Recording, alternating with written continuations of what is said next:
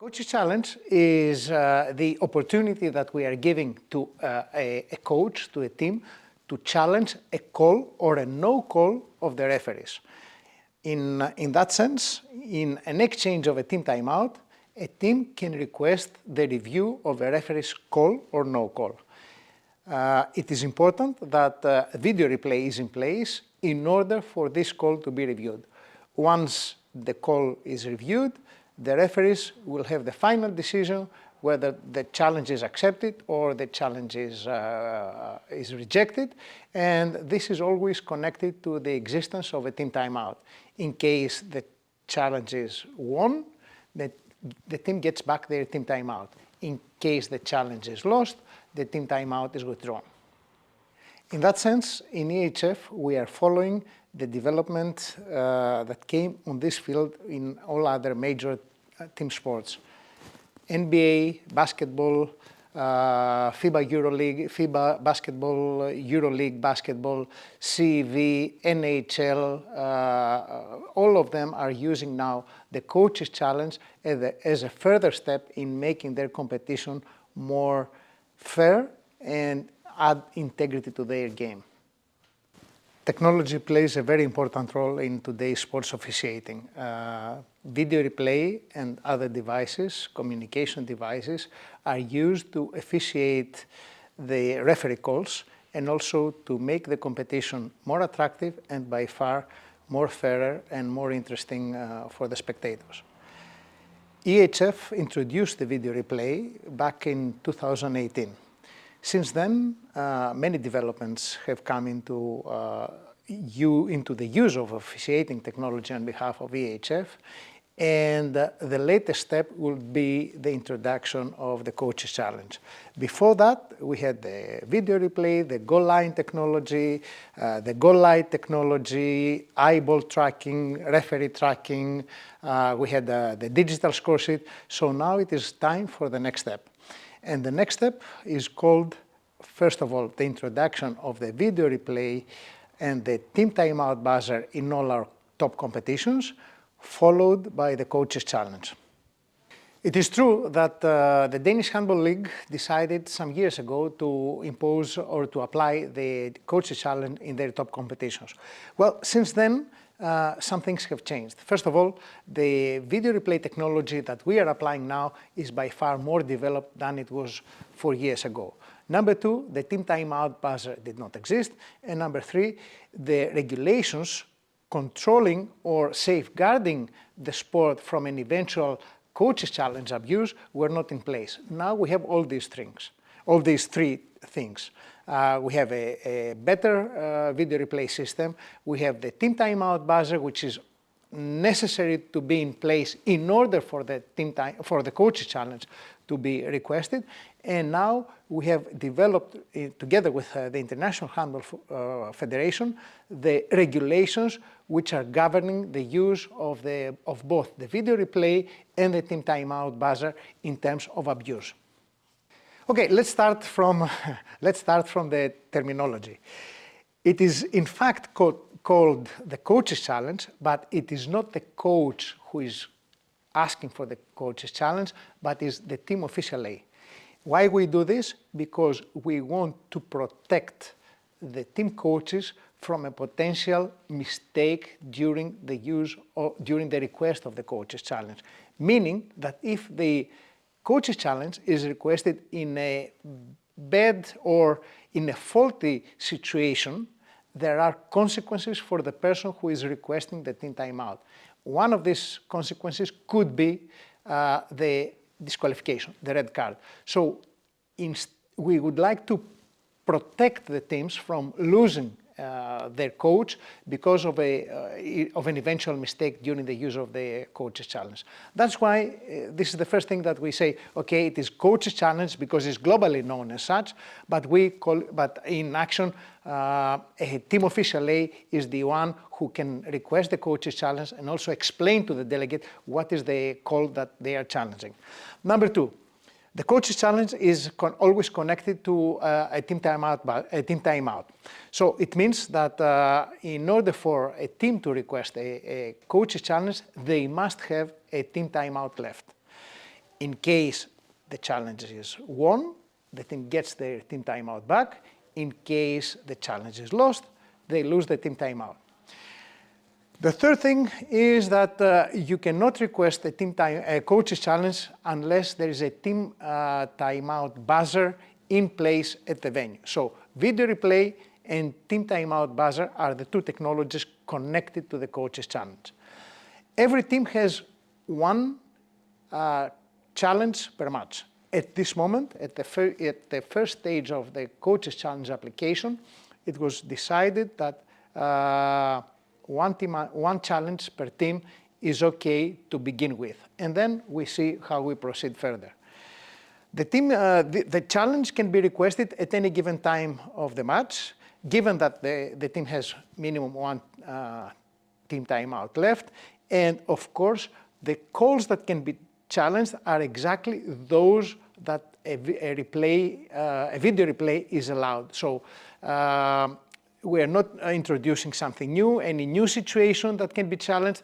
We always refer to the situations that are allowed to be reviewed by the referees on the video replay.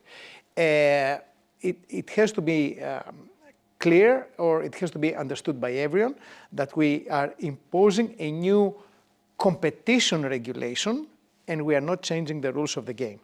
Any eventual regulation applied by any federation or any organization could or should never change the rules of the game or have any impact, any negative impact on the rules of the game. We are testing the coaches challenge during the upcoming national men's team competition for the Euro Cup in Germany. The match will be Germany-Spain. The teams have been informed accordingly, and the match referees and the match delegate.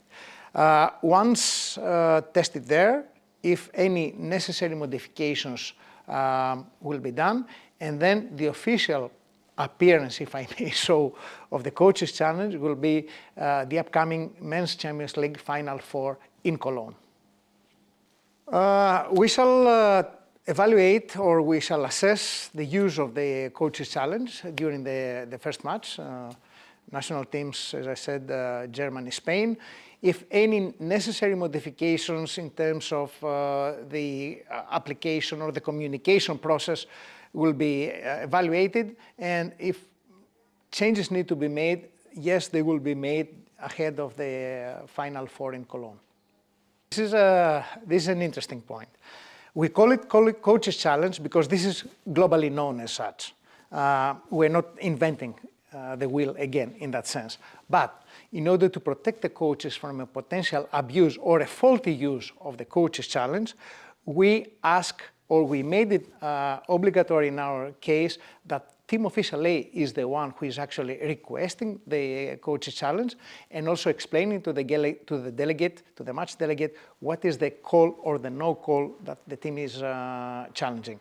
So it's just a matter of coaches protection, but the essence of this regulation is still the same.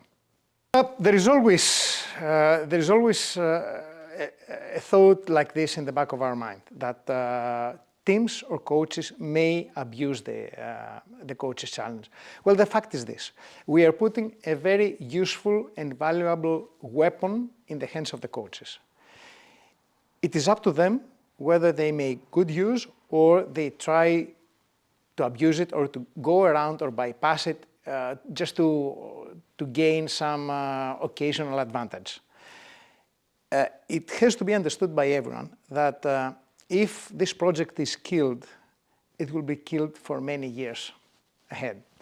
So we, from our side, as EHF, we shall try to educate everyone concerned, coaches, delegates, referees, on what is the proper use or what is the proper application of the coaches challenge.